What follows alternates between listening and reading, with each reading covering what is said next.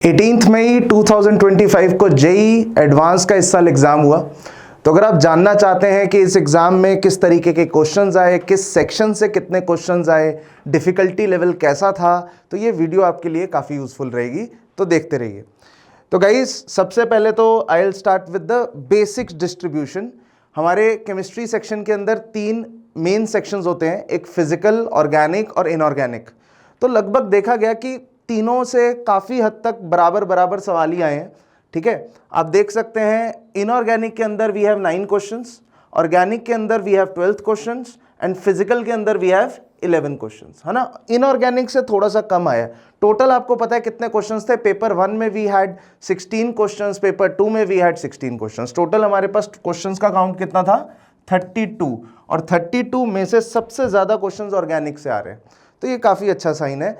Organic से ज़्यादा question आने का मतलब ये है थोड़ा कैलकुलेटिव पेपर कम होगा, बिकॉज फिजिकल से थोड़े कम क्वेश्चंस होंगे, क्योंकि फिजिकल के हर क्वेश्चन में कुछ ना कुछ कैलकुलेशंस तो होती ही हैं।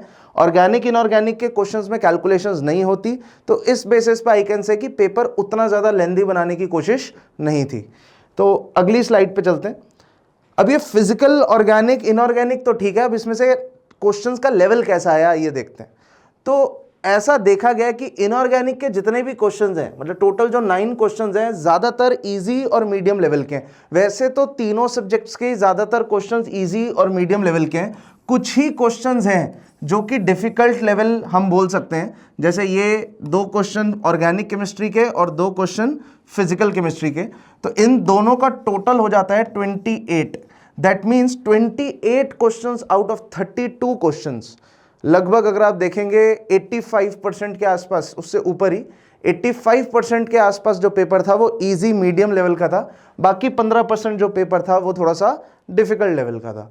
ठीक है, तो क्वेश्चन पेपर ओवरऑल अगर आप लेवल चेक करेंगे केमिस्ट्री का, it was fairly easy to medium level paper. तो आई थिंक स्कोरिंग करना ईजी होगा relatively in chemistry in comparison to other subjects like physics and maths. Okay, आगे चलते हैं। बट एक चीज और आपको बता दूं कि पूरे पेपर में out of 32 questions only 5 were factual questions, मतलब जिसमें टोटली फैक्चुअल था काफी, वो सिर्फ 5 क्वेश्चंस थे। बाकी ज्यादातर क्वेश्चंस कंसेप्चुअल थे। ऑब्वियसली हर क्वेश्चन में कुछ ना कुछ तो थ्योरी यूज होती ही है, बट ये 5 क्वेश्चन प्योरली कंसेप्चुअल थे, फैक्चुअल थे। अब गाइस, ये 5 क्वेश्चन ऑब्वियसली होंगे तो इनऑर्गेनिक केमिस्ट्री के होंगे, है ना, या फिर बायोमोलिक्यूल्स जैसे चैप्टर होते हैं जिसमें काफ़ी सारे टेस्ट याद रखने पड़ते हैं, तो उससे रिलेटेड होंगे। तो दैट मीन्स इनऑर्गेनिक से भी जो 9 सवाल आए हैं वो भी सारे फैक्चुअल नहीं है। मतलब इट्स लाइक 5 में से 4 क्वेश्चन मेरे ख्याल से इनऑर्गेनिक केमिस्ट्री में फैक्चुअल होंगे, 1 ऑर्गेनिक में होगा। तो 9 में से 4 question, 4 out of 9 questions in inorganic are factual and 5 out of 9 are basically conceptual. तो इनऑर्गेनिक केमिस्ट्री भी उतनी ज्यादा रट्टे वाली नहीं आई है। तो आगे चलते हैं। अब नेक्स्ट जो डिस्कशन है हमारी वो है 11th वर्सेस 12th में, कि भाई 11th से कितना एग्जाम में पेपर आया और 12th से कितना आया। तो ये क्लियरली समझ आ रहा है, मतलब 11th में तो मात्र 10 सवाल आए हैं और 12th में हमारे पास 22 सवाल है, मतलब 10 वर्सेस 22, मतलब बहुत ही ज्यादा गैप है। जैसे जेई मेंस में देखने को मिला था कि यार ऑलमोस्ट 50-50% चल रहा था, 50% 11th, 50% 12th, लेकिन यहाँ पे गैप इज ह्यूज, है ना। यहाँ पे मेनली पेपर आपका 12th से आया है, जिसका 12th स्ट्रांग होगा उसके अच्छे नंबर आएंगे इस पेपर पे, दैट्स फॉर श्योर। तो गाइज, ये कुछ ऐसे टॉपिक्स हैं जो कि इंपॉर्टेंट थे इस पेपर में, बिकॉज इन टॉपिक से मोर देन 1 क्वेश्चन आया। मोर देन 1 मतलब एक से ज्यादा सवाल आए हैं। ठीक है, तो इन टॉपिक्स के नाम मैंने आपके सामने लिखे हुए हैं। सबसे ज्यादा क्वेश्चंस आए हैं भाई साहब पी ब्लॉक से। ठीक है, फिर उसके बाद amines, biomolecules, coordination compounds, D and F block, electrochemistry, hydrocarbons, IOC, ionic, amines and aldehyde ketones and carboxylic acid. ये वो टॉपिक्स से जिससे मिनिमम हमारे पास 2 क्वेश्चंस आए हैं। इसके अलावा बाकी जो टॉपिक्स थे, या एक क्वेश्चन आया है या फिर उसमें से क्वेश्चन आया ही नहीं है। ठीक है, अब पक्की बात है दिमाग में आ रहा होगा कि भैया वो बता दो, वो टॉपिक्स के नाम बता दो जिसमें से सवाल नहीं आए हैं। तो वो भी मैं आपको बता देता हूं कौन से टॉपिक्स हैं ये। These are the missed topics. ये वो टॉपिक्स हैं जिससे जेई एडवांस 2025 में कोई सवाल नहीं आया है। इंटरेस्टिंगली देखने को मिला, उसमें से एक टॉपिक का नाम है atomic structure. Generally atomic structure से सवाल आ जाते हैं, बट इस बार सवाल नहीं आए हैं। एस ब्लॉक, हाइड्रोजन, एनवायरमेंटल और केमिस्ट्री इन एवरीडे लाइफ, ये वो टॉपिक्स हैं जिनमें जनरली सवाल आते भी नहीं हैं और इस साल भी नहीं आए हैं, है ना। तो ये 4 टॉपिक्स वो हैं जेईई एडवांस के जिसमें सवाल काफ़ी वैसे ही कम आते हैं।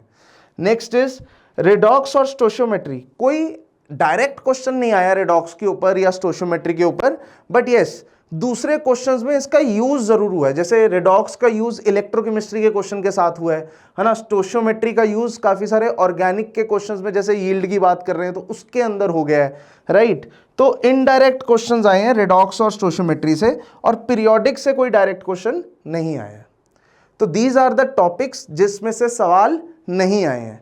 बाकी मैंने आपके लिए एक डिटेल्ड एनालिसिस भी बनाया है, तो मैं स्लाइड्स को गो थ्रू करवा देता हूं, आप आराम से पॉज करके चेक कर सकते हैं कि कौन सा क्वेश्चन किस वैरायटी का था, ठीक है। तो चाहिए डिटेल्ड एनालिसिस की तरफ चलते हैं। अब ये डिटेल्ड एनालिसिस में कॉलम्स में समझा देता हूं क्या क्या मैंने बनाए हैं। सबसे पहले तो चलो ये क्वेश्चन नंबर है, हम सिंस पेपर 1 की बात कर रहे हैं तो ये सारे क्वेश्चन नंबर किसके होंगे, पेपर 1 के होंगे, राइट। पेपर 1 का जो फर्स्ट क्वेश्चन है वो इनऑर्गेनिक केमिस्ट्री से है, और उसका टॉपिक भी मैंने यहां पे लिख दिया, जैसे पी ब्लॉक से है उसका सब टॉपिक भी यहां पे मेंशन कर दिया कि पी ब्लॉक में भी ग्रुप 15 से आया है वो, है ना। ग्रुप 15 से काफी सवाल आते हैं हर साल, मैंने देखा है ग्रुप 15 से सबसे ज्यादा सवाल आ रहे हैं, तो काफी इंपॉर्टेंट टॉपिक हो गया ये। लेकिन क्वेश्चन का जो डिफिकल्टी लेवल है वो ईजी था, और क्वेश्चन थोड़ा फैक्चुअल कैटेगरी का था, ठीक है, ईजी एंड फैक्चुअल। ऐसे ही मैंने हर क्वेश्चन के आगे कैटेगरी मेंशन की है। जैसे सेकंड क्वेश्चन आपका coordination compound CFT, it was easy question and a theoretical question. CFT आपको पता ही है, कोऑर्डिनेशन से सवाल आता है तो 90% चांस होता है कि सीएफटी से ही आएगा, है ना। तो इस बार भी ऐसा ही हुआ, सीएफटी से आया। पी ब्लॉक का भी जो हॉट टॉपिक होता है वो ग्रुप 15 ही होता है, right. Next is D and F block. D and F block में हम ये बोलते हैं कि या फिर KMnO4, K2Cr2O7 इनके बारे में रिएक्शंस इंपॉर्टेंट होते हैं, या फिर एफ ब्लॉक की जो इलेक्ट्रॉनिक कॉन्फ़िगरेशन होती है वो इंपॉर्टेंट होती है। तो गाइज जैसा बोला गया था वैसा ही हुआ है, दोनों पे एक एक सवाल आया। अगर आप देखेंगे D and F block important compounds पे भी सवाल आया, और D and F block electronic configuration of F block elements पे भी सवाल आया, है ना। केमिकल बॉन्डिंग से अगर देखा जाए तो एक ही सवाल है, कभी कभी केमिकल बॉन्डिंग से ज़्यादा आ जाते हैं क्वेश्चन, बट इस बार एक ही आया है। बट इसका मतलब ये नहीं है ये लेस इंपॉर्टेंट टॉपिक है, chemical bonding is an important topic, ठीक है। तो लेकिन सवाल एक है इस बार। तो सवाल किससे है, MOT से है, राइट। हाइड्रोकार्बन से जो सवाल आया वो एरोमेटिसिटी से आया, एल्काइल हैलाइड में प्रिपरेशन ऑफ एल्काइल हैलाइड से आया, इलेक्ट्रोकेमिस्ट्री में इलेक्ट्रोलिटिक सेल से भी आया और इलेक्ट्रोकेमिकल सेल से भी आया, दोनों पार्ट से आए हैं। बट इस बार कंडक्टिविटी से नहीं आया, है ना। एक इलेक्ट्रोलिटिक सेल से सवाल है और एक इलेक्ट्रोकेमिकल सेल से सवाल है। तो ये पूरी स्लाइड है, आप एक बार देख लो पॉज करके। मैं थोड़ा सा साइड हो जाता हूं। चलिए अब हम अगली स्लाइड के ऊपर चलते हैं। ये पेपर 1 के ही अगले 8 क्वेश्चन है, टोटल 16 क्वेश्चंस थे। तो ये वो टॉपिक्स हैं, ये उनका सब टॉपिक है, डिफिकल्टी लेवल है और किस तरीके का क्वेश्चन है वो है। तो अगेन आप इसको आराम से पॉज करके देख लीजिए क्या लिखा हुआ है। अब हम पेपर 2 की तरफ आते हैं। पेपर 2 में सिमिलर एनालिसिस किया गया डिटेल्ड, है ना। पहले 8 क्वेश्चंस आपके सामने हैं, ठीक है। इस तरीके से अगर आप देखेंगे IOC का पहला सवाल है, हाँ ये बड़ा इंटरेस्टिंग हुआ है इस बार। IOC से क्वालिटेटिव से भी सवाल आया है और क्वांटिटेटिव से भी आया है, qualitative as well as quantitative both, दोनों से सवाल आए हैं। तो वो बहुत रेयर होता है जो इस बार हुआ है। आप देखेंगे एक क्वालिटेटिव का सवाल है और एक क्वांटिटेटिव का भी सवाल है। लेट मी सी, यहां कहीं लिखा होगा, एक सेकेंड, ये क्वालिटेटिव का हो गया, ये क्वांटिटेटिव का। पेपर 1 में आया क्वांटिटेटिव का, क्वांटिटेटिव पेपर 1 में आया, क्वालिटेटिव पेपर 2 में आया। तो आप समझ रहे हैं एक छोटा सा section, organic intro to organic chemistry का एक छोटा सा सेक्शन, 5-7 पेज का सेक्शन है, उसमें से 2 सवाल आए हैं। तो काफी इंपॉर्टेंट है ये सेक्शन, आजकल काफी हॉट चल रहा है टॉपिक, क्वालिटेटिव एंड क्वांटिटेटिव। दूसरा जो पी ब्लॉक का सवाल यहां देखने को मिला वो ग्रुप 17 का क्वेश्चन है, इजी आया था, थ्योरेटिकल क्वेश्चन है, ठीक है। Aldehyde ketones and carboxylic acid से 2 सवाल थे। बाकी मिक्स टॉपिक के थे, आपको पता ही है ऑर्गेनिक केमिस्ट्री में जो ऑर्गेनिक के क्वेश्चंस होते हैं उनको स्पेसिफिक टॉपिक असाइन करना काफ़ी मुश्किल होता है, बिकॉज काफ़ी सारे कंसेप्ट एक साथ मिक्सड होते हैं, मल्टीपल रिएक्शंस इन्वॉल्व होते हैं, राइट। नेक्स्ट इज हाइड्रोकार्बन का भी मिक्स टॉपिक्स पे सवाल था। स्टेट्स ऑफ मैटर पे दो सवाल हैं, तो एक तो वैंडरवॉल फोर्सेस पे सवाल है ना, ये काफ़ी अच्छा क्वेश्चन था। This was a difficult category question as we can see. States of matter generally ये टॉपिक कम आता है, मतलब ये चेंज देखने को मिला हमें कि केमिकल बॉन्डिंग ज़्यादा आता है, स्टेट्स ऑफ मैटर कम आता है, बट स्टेट्स ऑफ मैटर से दो सवाल है, ठीक है, और काफ़ी अच्छे सवाल है, दोनों ही अच्छे हैं, एक मीडियम लेवल का है और एक डिफिकल्ट लेवल का है। तो स्टेट्स ऑफ मैटर अच्छा हो गया इस बार। Next is P block group 15, देखिए पी ब्लॉक ग्रुप 15, दो सवाल ग्रुप 15 से, एक ग्रुप 17 से, सोचिए।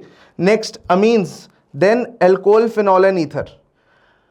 अगला सॉलिड स्टेट के ऊपर सवाल है, डेंसिटी के ऊपर क्वेश्चन है, आसान क्वेश्चन है सॉलिड स्टेट का। देन आयनिक इक्विलिब्रियम पे सॉल्युबिलिटी के ऊपर क्वेश्चन है, अच्छा सवाल था ये, मीडियम कैटेगरी का सवाल है। मैं इसको डिफिकल्टी मार्क करने वाला था, बट ठीक है, मतलब उतना भी ज़्यादा डिफिकल्ट नहीं है, थोड़ी कैलकुलेशन है। यहाँ पे मैंने लिख दिया वैसे, it is calculative and good conceptual, इसमें कंसेप्चुअल नॉलेज भी यूज़ हो रही है and it's calculative also. Surface chemistry का फ्रेंडलिच आइसोथर्म के ऊपर सवाल है। काइनेटिक्स का सूडो फर्स्ट ऑर्डर के ऊपर सवाल है, आसान सा सवाल है, बहुत ज़्यादा डिफिकल्ट नहीं है ना। नेक्स्ट सोल्यूशन का ऑस्मोटिक प्रेशर कोलिगेटिव प्रॉपर्टी के ऊपर सवाल था। इलेक्ट्रोकेमिस्ट्री का ये जो दूसरा सवाल है ये इलेक्ट्रोकेमिकल सेल पे है, मतलब दो सवाल आए, एक इलेक्ट्रोलिटिक सेल पे और दूसरा इलेक्ट्रोकेमिकल सेल पे, ये एक अच्छा क्वेश्चन लग रहा था, इसमें थोड़ी कैलकुलेशंस थी। नेक्स्ट इज कोऑर्डिनेशन कंपाउंड्स, फिर से CFT, कोऑर्डिनेशन कंपाउंड का पिछला क्वेश्चन भी CFT का था, ये वाला भी CFT का है। नेक्स्ट इज एक ये सवाल आया बायोमोलिक्यूल्स का, ये टेस्ट्स के ऊपर आया, जो बायोमोलिक्यूल्स में जो टेस्ट वगैरह होते हैं एंड में, उसके ऊपर आया। तो it was a difficult, I can say difficult, अगर आप सोचोगे तो कंसेप्चुअल भी है, याद करने होंगे टेस्ट, है ना, तो अगर आपको टेस्ट वगैरह याद नहीं होंगे तो थोड़ा सा आपको डिफिकल्ट लगेगा, ठीक है।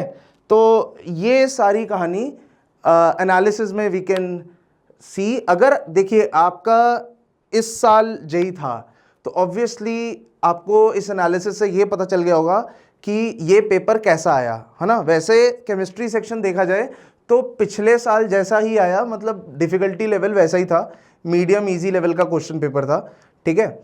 लेकिन अगर हम ओवरऑल पेपर की बात करें तो पेपर थोड़ा डिफिकल्ट है, जैसे फिजिक्स मैथ्स में मेरी बाकी टीचर से बात हुई तो ओवरऑल थोड़ा डिफिकल्ट है, बट नंबर ऑफ क्वेश्चंस एक एक कम कर दिया, पिछली बार 17 क्वेश्चन थे, इस बार 16 ही क्वेश्चन हैं। तो उस तरीके से देखा जाए तो बैलेंस्ड बनाने की कोशिश की है, तो हो सकता है पिछली बार जैसी ही कट ऑफ्स जाएं, जैसे पिछली बार गई थी वैसी ही जाएं, थोड़ी सी कम हो सकती है, बिकॉज डिफिकल्ट क्वेश्चंस की थोड़ी से नंबर बढ़ गए हैं, तो हो सकता है हाईएस्ट इतना ज़्यादा ना जाए, बट ओवरऑल जो कट ऑफ है वो वैसी ही जाए, है ना। मतलब हाईएस्ट ऐसा ना जाए कि 320 का पेपर है तो बहुत सारे बच्चे 300 से ऊपर हो गए, हो सकता है वो ना हो पाए इस बार, लेकिन ये ज़रूर होगा कि 200 सवा 200 पे एक डिसेंट रैंक आ जाएगा, है ना। तो guys thank you for this, बाकी ऐसा कंटेंट और देखने के लिए चैनल के साथ जुड़े रहें, टेक केयर।